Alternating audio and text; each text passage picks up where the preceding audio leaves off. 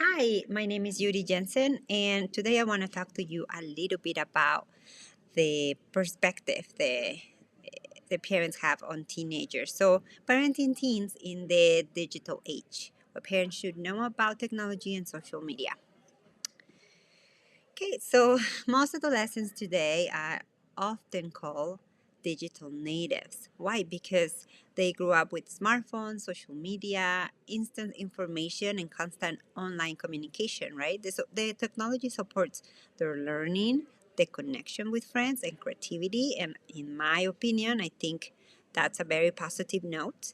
But they also, can influence their sleep, the mental health, self-esteem, peer pressure, which most of the time are not very positive. So why parents matter, regardless of all these wonderful things we encounter with technology and social media, is that it's because the adolescent brain is still developing. So the prefrontal cortex, the one that is making decisions and the one in charge of impulse controls, continues to develop in the early adulthood. I'll say about mid 20s, 25, 28 or so, depending on the person.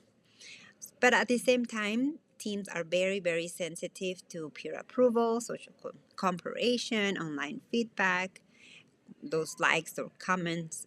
The most I work in a middle school, so the most popular are Snapchat, Instagram, TikTok. And, and it is very important that parents know that they play a very important role in guiding the healthy technology habits.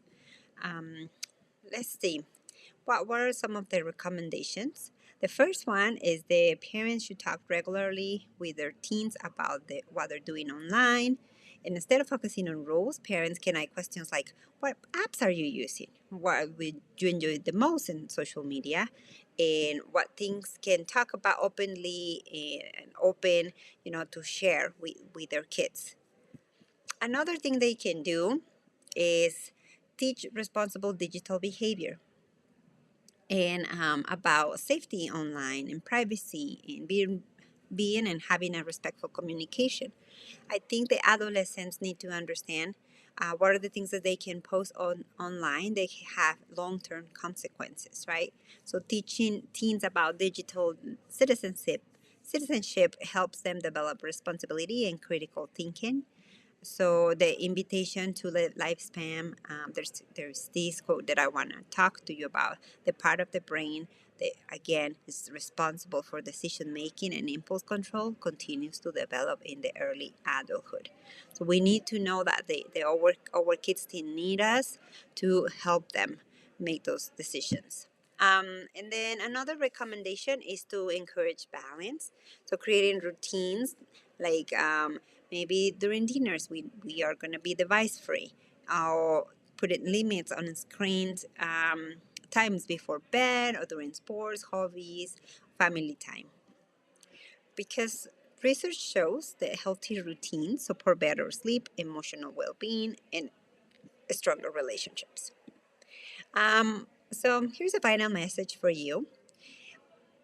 Technology is not something parents can simply remove from teens' lives, but it's something that they can help guide, right? When parents are involved, when they communicate openly, they can model healthy technology habits for themselves. And obviously, the benefit will be for our adolescents. So, yep, technology is part of the teens' lives, but parents I still matter the most.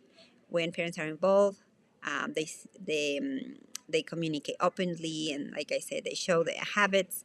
Teens are more likely to develop positive and responsible digital behavior. So parenting in the digital age might look different, but connection and communication remain the most important tools. And here just are some references. You're welcome to get back to them whenever you get a chance. And it was very, very nice to talk to you about this important topic. And I'll see you next time.